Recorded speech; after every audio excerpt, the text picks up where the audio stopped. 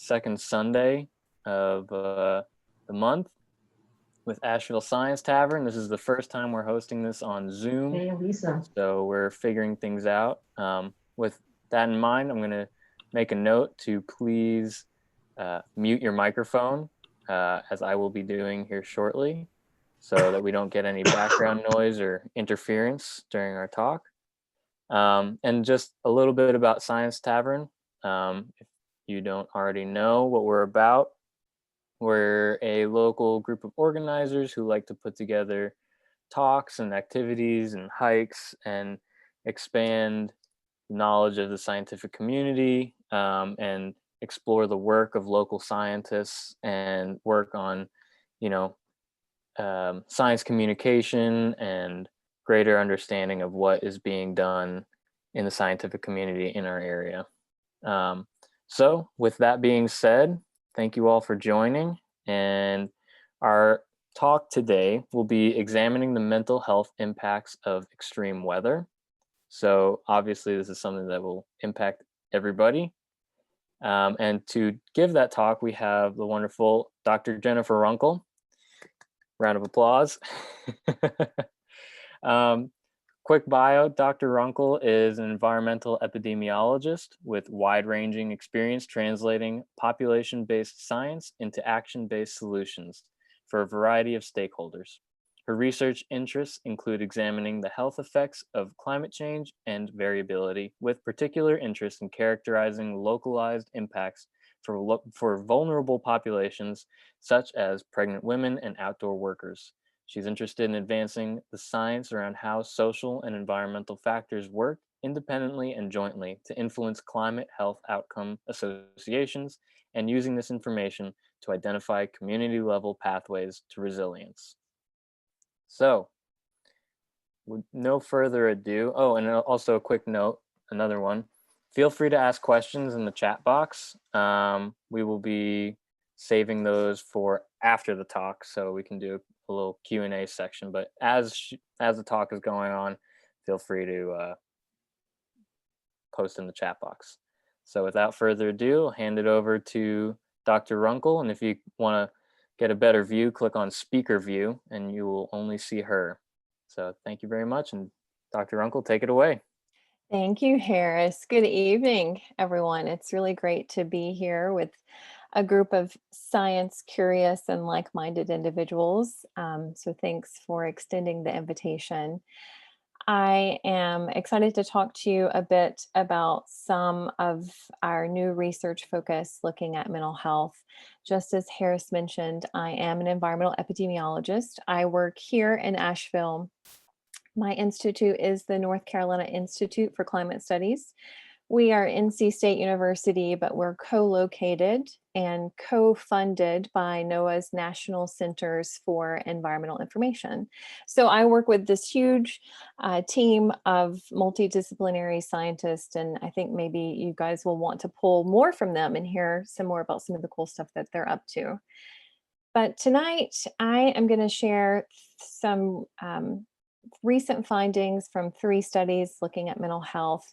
And I want to mention my dear colleague, Dr. Maggie Sugg. She's a medical geographer at Appalachian State University, and we work very closely on all of these projects. She's my research bestie, if you will. So I can't present on our research without giving nod to Maggie. Let's see. So a recent report from the CDC shows that suicide is the leading cause of death among Americans, and it's actually the second leading cause of death among adolescents. And this is actually in contrast to declining suicide rates across the globe. We here in the US have kind of a special set of issues, and we're seeing, adolescents as this particularly vulnerable group. There are a number of contributing factors, including stigma, easy access to firearms, just higher prevalence of mental health conditions in this group, as well as physicians' reluctance to actually prescribe antidepressants due to the FDA black box warnings for increased suicidality. So there's kind of a number of factors at play behind this alarming statistic. Um, Research shows that less than 1 in 2 adolescents with a mental health condition actually receive treatment, and we know that these rates are much, much lower in historically underserved populations like the poor, communities of color, and even in rural areas. So Maggie and I in 2016 really became interested in looking at some of the ways in which social and environmental drivers were kind of connected to this increased risk and suicide among adolescents. And this whole digital crisis line, kind of a new technical innovation, has really kind of popped up in the last 5 to 7 years. And these are platforms that provide a really rich data source of high resolution geographic and temporal data that can help us understand, what are some of these changes in behavioral health data.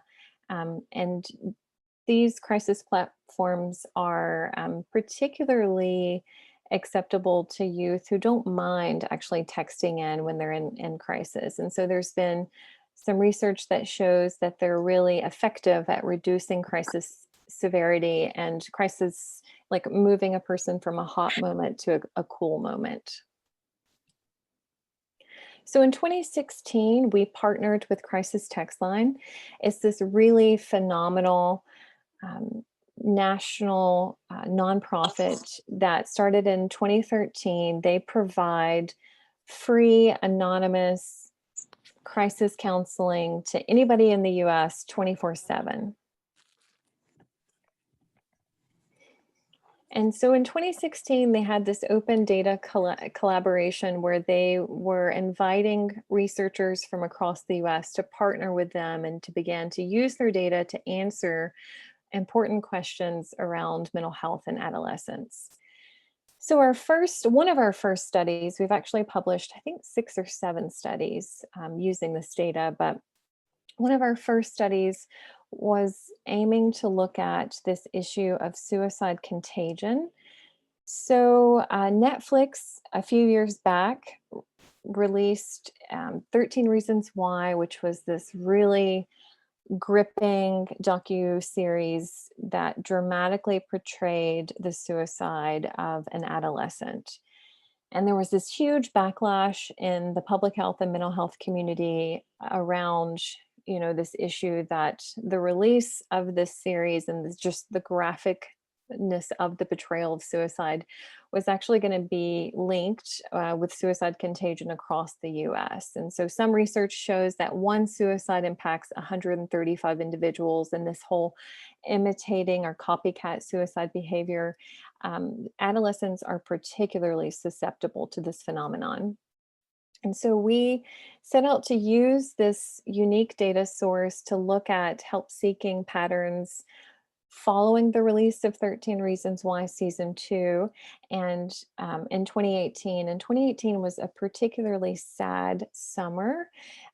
Our research coincided with 2 high-profile celebrity suicide deaths, Anthony Bourdain and Kate Spade. So we also included the impact in help seeking from those 2 events. And we really wanted to examine the media's role in perpetuating suicide contagion. And, the implications of our research is could a text-based crisis counseling service offer youth in crisis just this immediate help at no cost? And I'll say this. So following season 1 and that backlash, Netflix actually partnered with 13 Reasons Why and launched this pretty robust campaign. Like every time they would show an episode, they would provide a list of crisis resources both before and after airing the episode as a way to kind of mitigate this issue. And so this figure actually is just a time series. You'll see, I wish I had a pointer. I don't think, oh, I can. Yes, yes. Okay, perfect. So this is just a time series looking at national crisis text response from February 2018 all the way to November 2018. And what you see just after the release of season 2, you see a pretty significant spike in crisis text volume. And then you see actually a much, much larger spike in crisis response following the 2 celebrity suicides. And so what we found is that both the Netflix series and the celebrity suicides were correlated with a significant spike in crisis response for young people across the nation. We were the first study to actually use this data to show the significant relationship between highly publicized celebrity deaths and media portrayals of suicide, and then that subsequent help-seeking patterns among young people.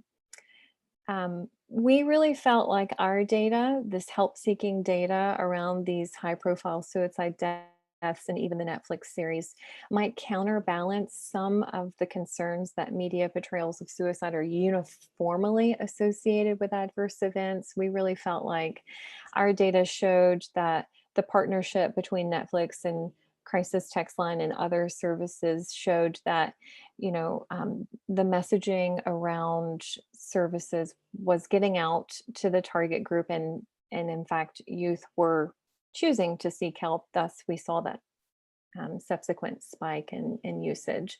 And kind of a recommendation is from our study is that media outlets really should consider pairing suicide themed content with crisis support services as just a core best practice. Um, and so kind of a little bit closer to our focal area looking at climate change, we understand there's a large body of research that shows climate change affects all Americans, but not all Americans equally. And a few years back, I partnered with a really large team of federal scientists who put forth this really nice report showing all the ways in which climate is impacting health. And there was this chapter on mental health that I was actually the most interested in. The chapter concluded that there were a number of research gaps, but there was this emerging evidence base to suggest that increasing temperatures, increasing exposure to extreme weather events was going to have negative health effects for Americans and for those exposed. So our next study was kind of along this realm. We wanted to see, look at crisis support seeking behavior and temperature in the US. And we wanted to understand, is there an association between crisis support seeking and adolescents and extreme temperatures? And so we took data, crisis text data for 4 US cities. We looked at New York, Chicago, Atlanta, and Los Angeles. And our primary outcome was crisis text for any reason. And we used this really sophisticated modeling approach to measure both the nonlinear and delayed response between exposure to temperature and then crisis text response. And here is what we found. So research shows that there is a seasonal component to suicide. It tends to peak late spring, early summer. And this figure just shows the monthly distribution of crisis text volume for each of our 4 cities. And you see that in those late spring, June and July, you're seeing kind of a peak in volume of crisis support seeking. And what our models showed, and this is results just for New York, that we did in fact see a pretty significant increase in crisis response during the highest temperatures in the summer months, which corroborates what some of the other evidence base is suggesting. And we were actually one of the first groups to explore the relationship between temperature crisis events. And really, we understand that this is not like a diagnosed mental condition, but more like a surveillance, a sentinel early warning indicator. Could we were really hypothesizing that, crisis response is in the pathway to some of these more adverse consequential mental health outcomes like suicide. And so we did find a significant relationship between higher than usual temperatures and a peak and in suicide or actually crisis texting behavior for 3 of our 4 cities that were under investigation, and that this peak did in fact occur in the summer. So just contributing to this growing evidence base. And I will say I made a little bit of a mental note because you think, gosh, there's, obviously a number of reasons why kids are getting in contact, but there is some research to suggest mechanisms linking temperature and suicide involve this temperature gradient between neural tissue and higher body temperature might alter these sensitive brain processes that actually impact mental health disorders. Another possible mechanism is this overreactive temperature response in brown adipose temperature, or excuse me, brown adipose tissue. So there's some research to suggest that there's an impairment in heat tolerance for when there's an impairment in heat tolerance, there's an intensification of anxiety and suicidal behavior. And we know that brown adipose tissue is found in all humans, but this mechanism might actually be more relevant for adolescents who have a higher volume of brown adipose tissue. And there's more research that links kind of changes in sun or solar radiation exposure to changes in hormone level. But all of this is new. So we have a ton of research to do, and our results are just, one of many studies that are going to help uncover this relationship. Okay. And so the last study that I want to talk with you about is our research using this rich data source following Hurricane Florence in 2018. And so NOAA has put forth a number of reports that suggest that the intensity, frequency, and duration of North Atlantic hurricanes are increasing, and they have been increasing since around the 1980s. And we know that the southeastern portion of the US, particularly along the coast, is especially vulnerable. The Carolinas in particular have experienced several billion-dollar disaster events in recent, over the last decade, thinking about Hurricane Matthew and the 2015 floods in South Carolina. And so we thought, well, could we use this data source to understand kind of that near real-term impact of an extreme weather event on the mental health of adolescents?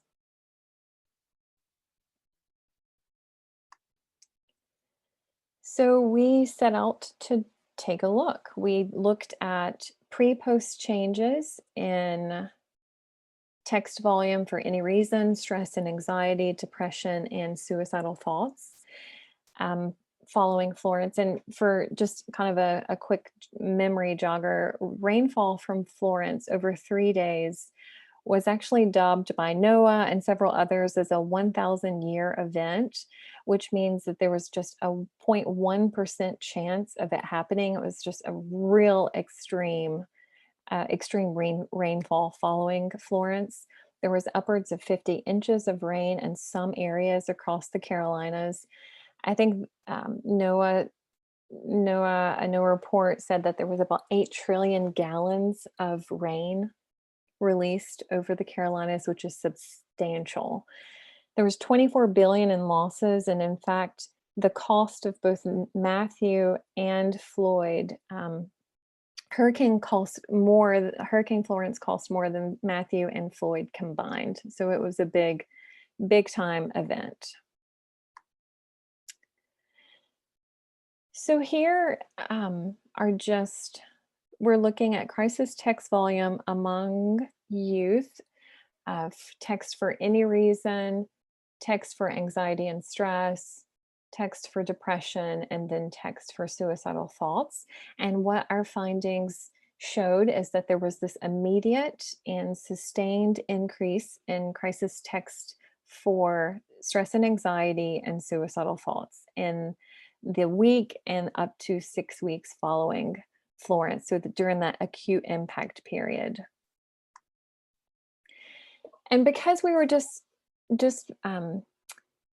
because of the data that we had, we were combining crisis text volume for both North and South Carolina.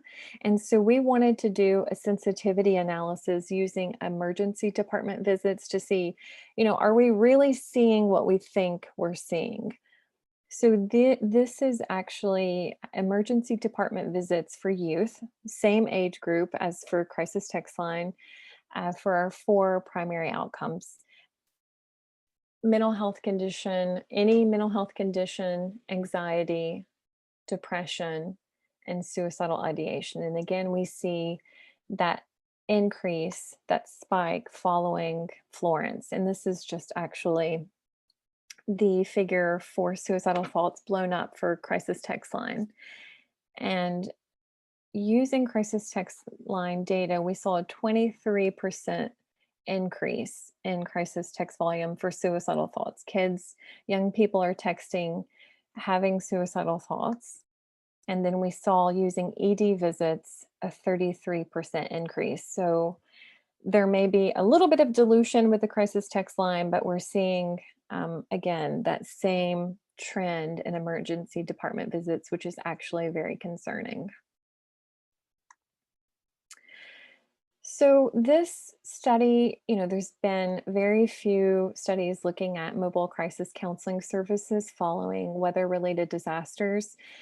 A robust actually body of evidence suggests that following a hurricane, there's this dose response, where you see the increased exposure to the hurricane actually results in increases in post-traumatic stress disorder, anxiety, depression, even lower educational achievement among adolescents. And so similar to exactly what we would have hypothesized, we did see an increase in crisis help-seeking behavior following Florence and this parallel increase in emergency department volume.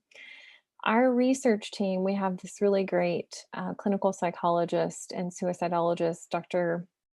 Kurt Michael. He's at Appalachian State, and he works closely with us to help us understand and contextualize our results, because Maggie's a geographer, I'm an epidemiologist, and we need, someone with that mental health expertise. But we kind of collectively felt like this crisis text platform can actually be used to provide low cost crisis counseling for youth impacted in that kind of acute period, because most communities don't have enough trained mental health professionals that can respond in that immediate aftermath period. And so we've been starting to work with Crisis Text Line to figure out a way, can we develop teams that following one of these extreme weather events are released and able to kind of stand up relatively quickly and start providing those services. And what's really unique about this data source is typically when you do research, you have to kind of develop the protocol, then you have to connect with the people on the ground, making sure that the protocol, the research that you want to do is culturally feasible and something that actually is going to complement work that's happening on the ground.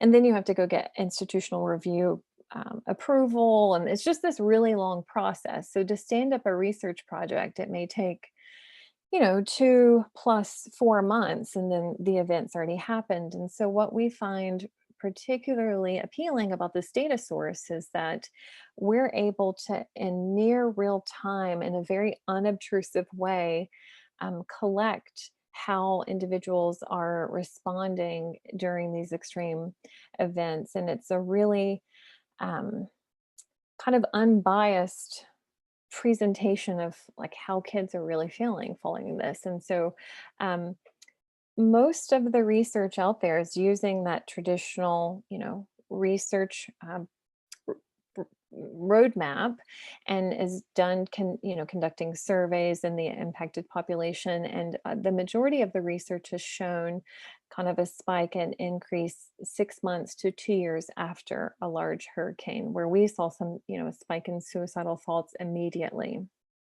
And so I think there's a lot of utility for this data source, and we're hoping to kind of look at a few other events and begin to see how can we use this to actually develop targeted interventions for those communities that are most impacted, and also to kind of have a safety net for kids that, because of disaster imposed disruptions to mental health services and beyond, really do need a place to connect and get some help.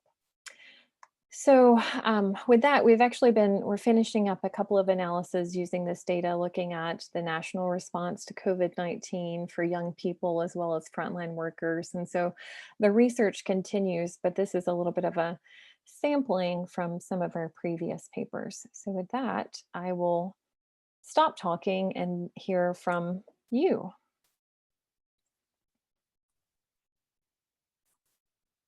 Great. That was awesome. Thank you so much. So do we have any questions?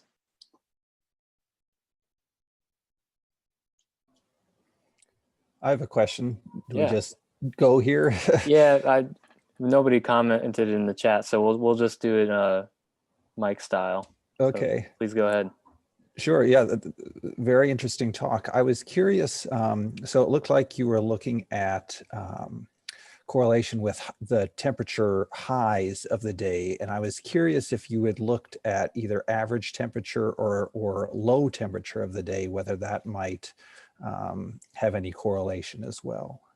Yeah, that's a good question.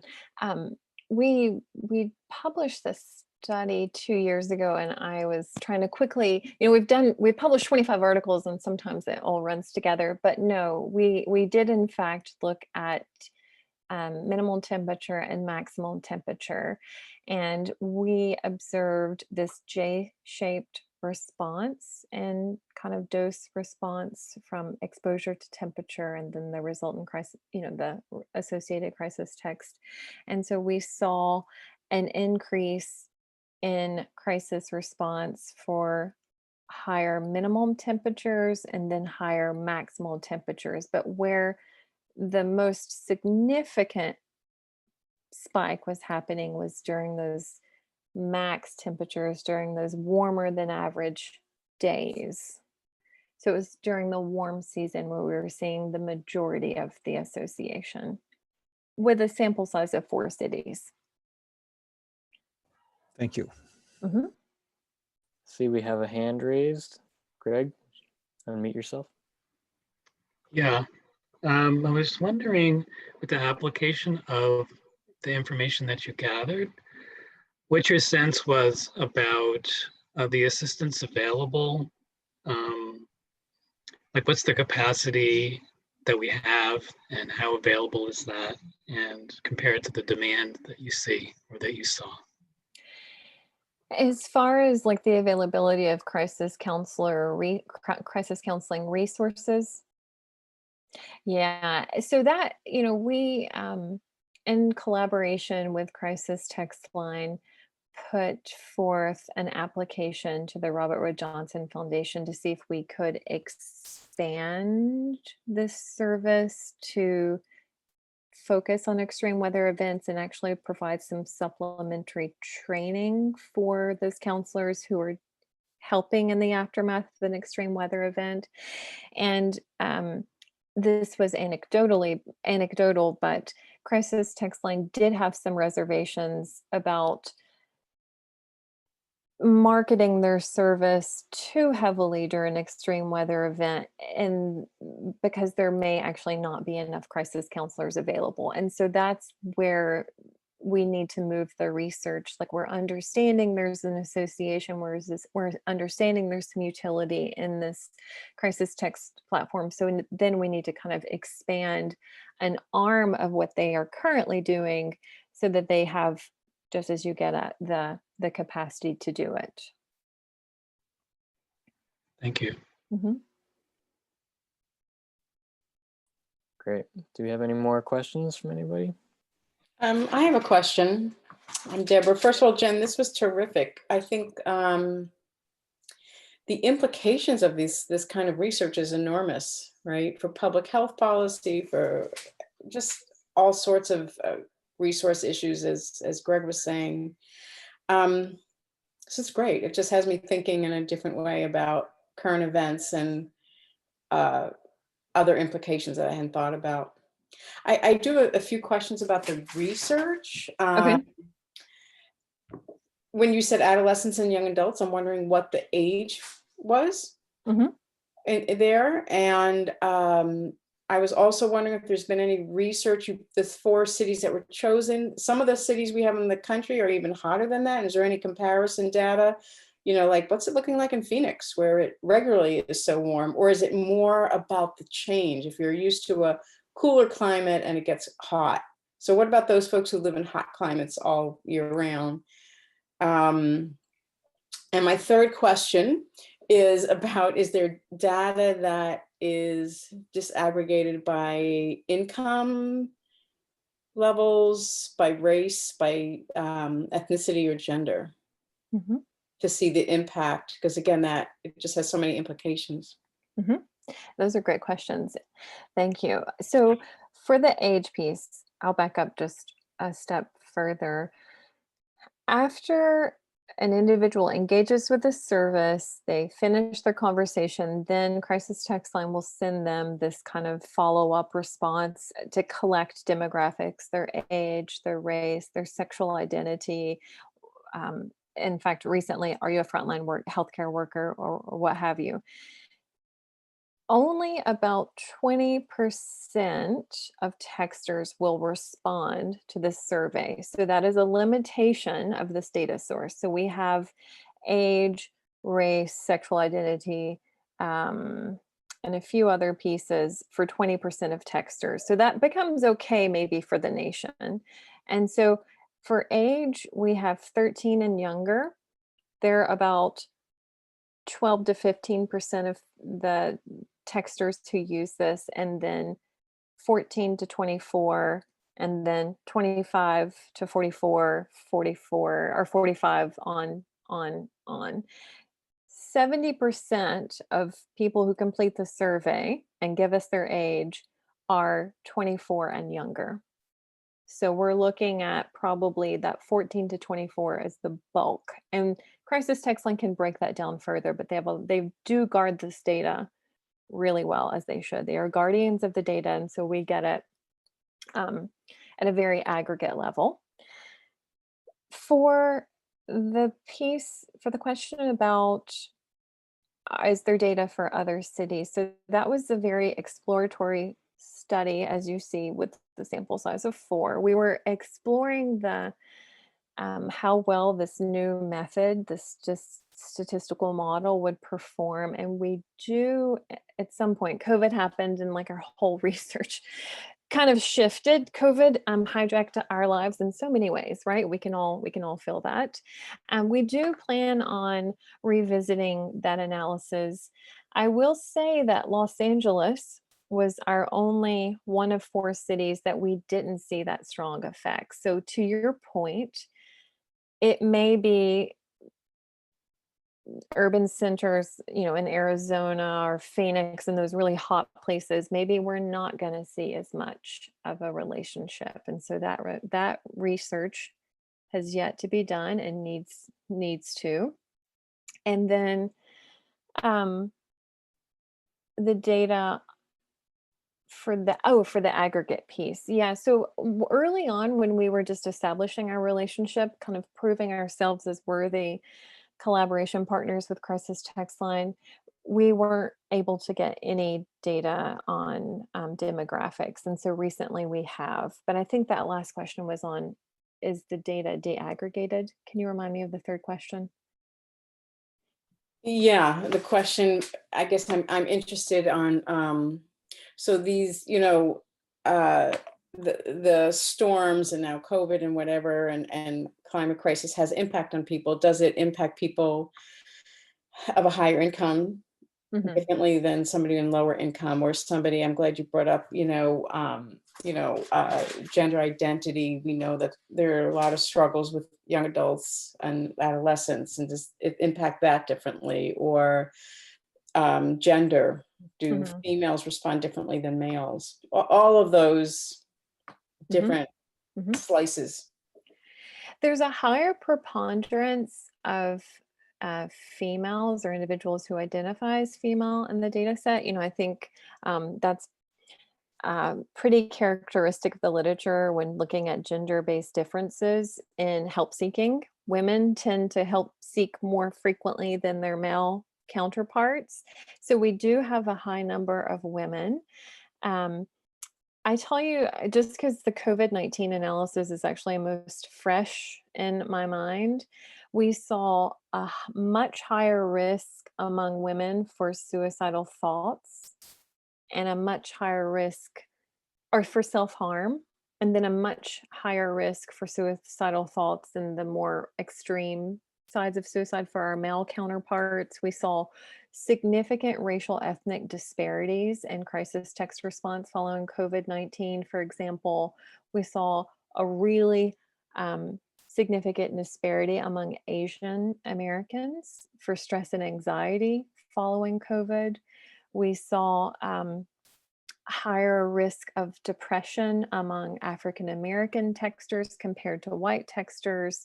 So yes, those differences exist. As far as income, we aren't able to get at that with the data because we don't really have a proxy for income. But Maggie is my brilliant medical geographer extraordinaire, and we are in the very early stages of trying to figure out, is there a way that we can aggregate contextual community level data? So we've got crisis text is at the area code level. Could we aggregate it to the census tract and make some, look at the contextual influence of neighborhood on texting for for those places that we have enough text volume. So we're getting there. We're getting smarter, and we're learning how to use this. It's a really awesome, interesting, and rich data source, but it has some limitations that we're trying to figure out. Can data science match those limitations, and can we say more? I love that idea that you have with the neighborhood. I actually work in the field of child welfare. I don't Okay. do the data, but a lot of the data is neighborhood related, and neighborhood is such a big indicator of Mhm. outcome. So that's terrific. Thank Thanks. you. Yeah, and that's what we're really, most of the suicide and mental health research in adolescents is focusing at the level of the individual. And Maggie and I really think a lot is happening at that community level that will explain more of the variation and patterns of suicide than just using individual level factors. And so we've got some recent grant money to begin to analyze those associations. Oh, that is terrific. I think that is the way to go, by community. Yeah. Thank you. All right. Thank you for the wonderful set of questions. Any other questions? Wrap things up. I have one other practical question. The crisis hotline, is that staffed by paid people or volunteers? The crisis counselors are volunteers. Okay, hmm just And curious. and I think it was maybe last year they expanded the services to Europe and Canada and beyond. So it's definitely growing, which is exciting.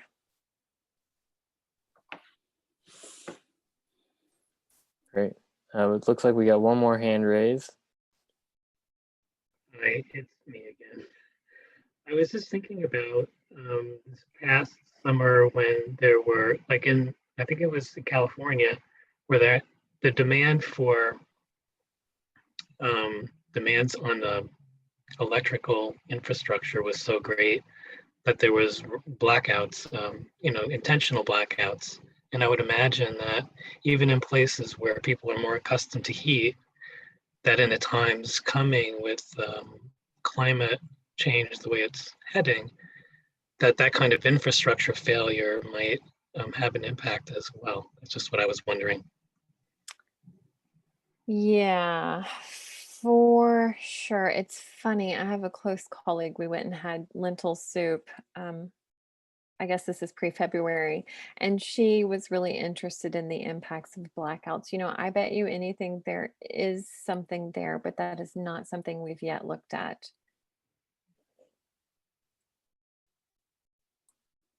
Thank you.